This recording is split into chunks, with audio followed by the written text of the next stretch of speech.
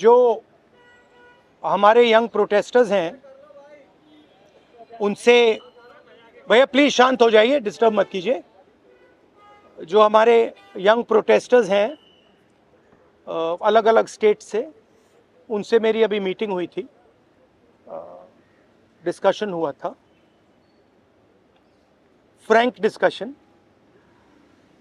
सबसे पहले मैं इनके जैसे जो हजारों यंगस्टर्स हैं इनका और उनका धन्यवाद करना चाहता हूं कि ये कॉन्स्टिट्यूशन के लिए लड़े, एजुकेशन सिस्टम के लिए लड़े और इंडिया के फ्यूचर के लिए लड़े। मेन डिस्कशन वायलेंस पे था, हिंसा पे था, और इनका कहना है कि इन्होंने किसी पर हिंसा नहीं की, मगर इनका नॉन स्टॉप हरासमेंट हो रहा है, इनको धमकाया गया और इन पर लाठियां चलाई गई, इनको मारा गया। तो मैं चाहूंगा कि दो शब्द ये भी बोलें।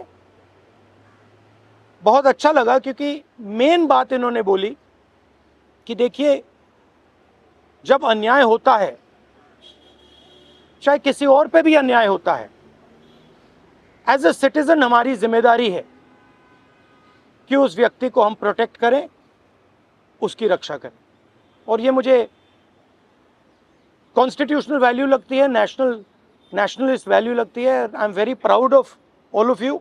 I am very proud of every single young person who has done this. You have done nothing wrong. And the question of accepting your apology does not arise. You do not have to apologize to anybody. You have not done anything wrong. I'd like to say two words in English. We had a freewheeling conversation with some of the young protesters. They mentioned to me how they were assaulted, beaten, threatened. I'm very proud of them. I'm very proud of what they have done, what thousands of young Indians like them have done. They have defended the Constitution. They have protected the idea of India. They have protected India's future.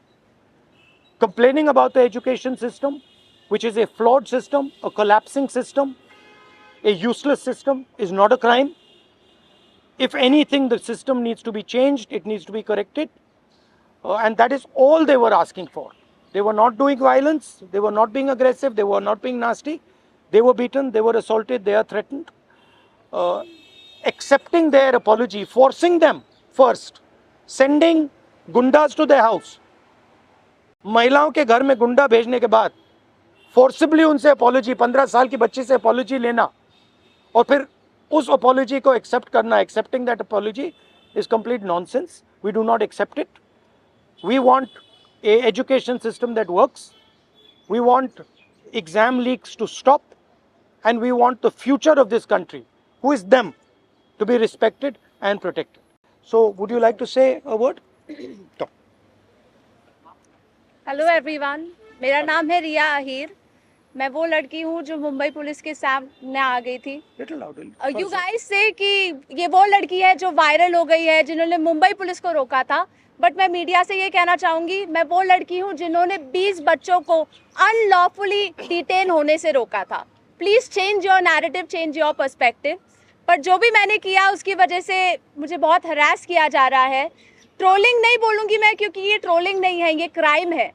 और सिर्फ यही नहीं, जनता ही नहीं बल्कि party workers भी अभी अपने Facebook पर पोस्ट लगा रहे हैं, मेरे बारे में गलत बोल रहे हैं कि मैं जो कुछ भी कर रही हूँ 140 रुपीज़ में अपनी बॉडी बेच रही हूँ. सर, आप खुद ही सोचिए, उनके दिमाग में ऐसा कितनी गंदगी भरी रहेगी कि वो ये बोल रहे हैं.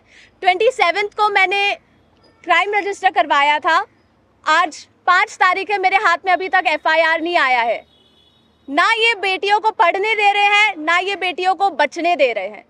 मैं बस आपसे इतना कहना चाहूँगी कि एज मीडिया हमारी सबकी रिस्पॉन्सिबिलिटी होती है कि जिन बच्चों के लिए मैं खड़ी थी अब वो मेरे लिए खड़े हैं.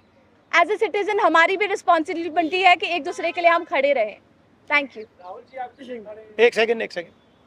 हेलो, इनके बारे में मैं कहना चाहता हूँ. इनको पैलेट गन इंजरी हुई थी. ये थोड़ा आपको बताएंगे कि कहा जा रहा है कि पैलेट गन यूज नहीं की गई, ये आपको थोड़ा बताएंगे.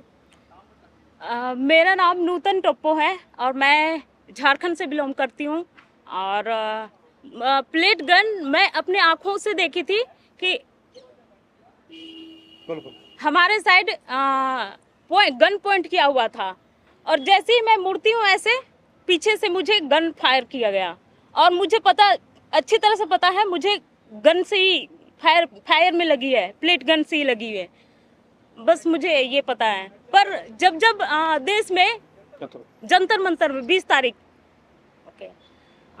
और जब जब अन्याय के खिलाफ हमें खड़ा होने का मौका मिले, हम खड़ा होंगे जरूर। मैं फरानाज उत्तर प्रदेश से आई हूँ। मैं एज अ ग्रेजुएशन स्टूडेंट हूँ, लेकिन हम जब 20 तारीख को जंतर मंतर पे एकदम पीसफुल होके प्रोटेस्ट कर रहे थे, ये पुलिस के गुंडे बहुत बुरी तरीके से हमको मारे। इतने बुरा इंजर्ड करने के बाद में ये लोग हम लोगों पे ये बोलते हैं कि अगर आप कार्रवाई करोगे तो हम लोग भी डायरेक्ट कार्रवाई करेंगे। देन उसके बाद भी जब इनसे ये नहीं बना तो ये लोग कहने लगे, ये पुलिस का कहना था कि इनका नाम, क्योंकि मुसलमान नाम से इन लोगों ने जज किया कि मैं फरानाज। पहले इन्होंने मुझे मारने के बाद बस में बिठाया, 3 घंटे तक लिटरली रखे, और फिर उसके बाद बोलते हैं कि नाम क्या। मैंने कहा फरानाज। इनकी लिस्ट अलग बनाई जाएगी क्योंकि ये लोग देशद्रोही हैं। तो सर, अगर हम लोग शांति से प्रोटेस्ट कर रहे हैं, क्या हम देशद्रोही हैं? क्योंकि हम लोग नॉर्मल लगा रहे थे वंदे भारत और भारत माता की जय, उसके बावजूद भी हम लोग को मारने के बाद देशद्रोही बोलते। तो ये इन्होंने हमारे साथ किया। उसके साथ साथ सोशल मीडिया पे लगातार आ रहा है कि अरे ये लोग सिर्फ देशद्रोही पना करने गए थे। तो मेरा यही कहना है कि अगर आप लोग इस तरीके से करते रहोगे, लेकिन हम लोग बाज नहीं आएंगे। हम हक के लिए, अपने देश के लिए हमेशा खड़े रहेंगे। जय हिंद, जय भारत। मेरा नाम भरत बानाइत है। मैं नागपुर से आया था, जो जंतर मंतर के लिए प्रोटेस्ट किया था। उस प्रोटेस्ट में मैं 20 जून से था, पर 20 जुलाई को हुआ वाकया, तो हमने धर्मेंद्र प्रधान के लिए जो इस्तीफा मांगा था, उस इस्तीफे के लिए इन्होंने इतना अत्याचार किया, इतनी बर्बरता की। शायद हमने अमित शाह का इस्तीफा मांग लिया होता तो इन्होंने हम पे सीधा गोलियां चला दी होती, बॉर्डर बना दिया होता जंतर मंतर को। मुझे इस तरीके से लगता है, क्योंकि हमने जो सहा है, मैंने खुद कई बच्चों को एम्बुलेंस में डाला जो ब्लीडिंग हो रही थी, उनसे ब्लीडिंग हो रही थी। मैंने उनको डाला तो सामने जाके उनको रोका गया था। उनको रोकने के बाद उनको फिर जिनके सर पे लगी थी उनके पैर तोड़े गए, और जिनके पैर टूटे थे उनके सर फोड़े गए, हाथ तोड़े गए। मतलब इस तरीके का वाक्य हमने देखा, और अभी तक ज़िंदगी में मैंने ये ऐसा दिन कभी मैंने अपने ज़िंदगी में नहीं देखा। और ये मेरे ज़िंदगी का ब्लैक डे था, और ये ज़िंदगी में किसी के नहीं आना चाहिए। इसलिए सबने एक साथ सब खड़े हुए, और जैसे मुझे मारा गया तो लोग मुझे देख के आए। पर अभी हमें लगता है कि उस दिन अगर हम रुकते नहीं जंतर मंतर पे, तो ये लोकतंत्र का आखिरी दिन होता। यही मैं कहना चाहता हूँ। धन्यवाद। हाय एवरीवन, मेरा नाम मुस्कान है। मैं ज़्यादा कुछ नहीं बोलूँगी, मैं बस इतना बताऊँगी that I was one of the peaceful protesters at Delhi Jantar Mantar.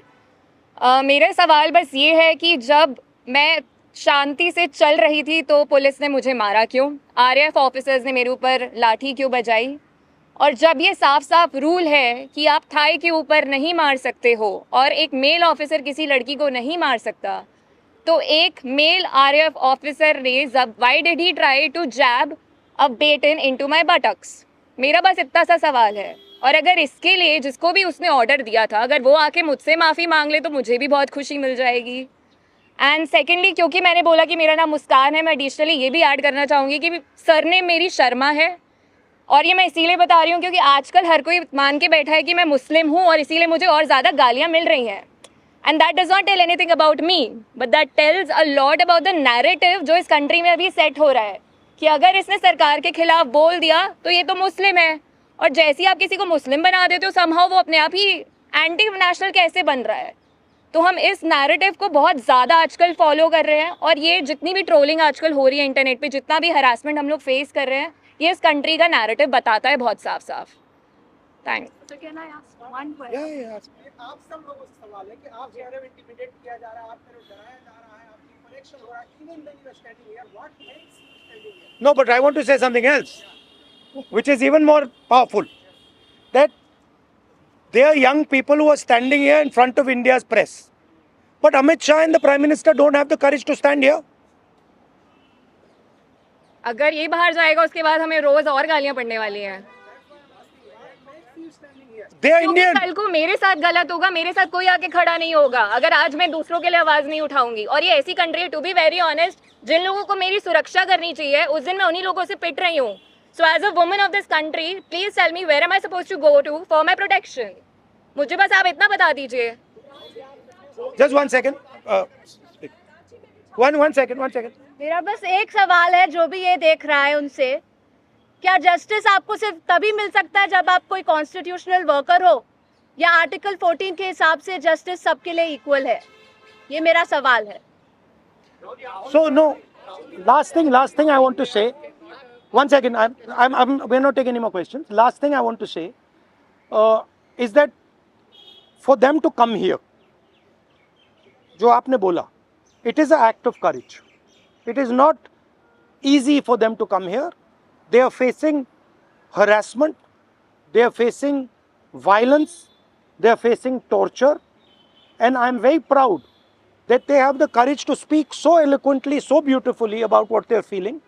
And these are exactly the type of youngsters that this country needs. There's thousands and thousands of them, and I'm extremely proud of what they have done.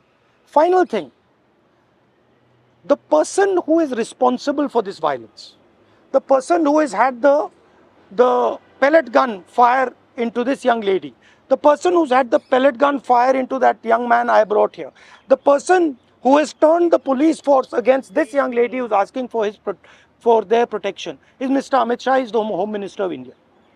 He does not have the decency to come to Parliament.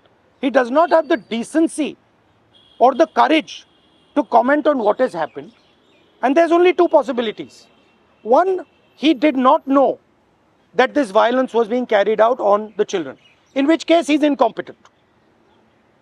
And two, that he ordered the shooting of the pellet gun, he ordered the violence on these children, on these youngsters, which means he is culpable. Either way, he is responsible.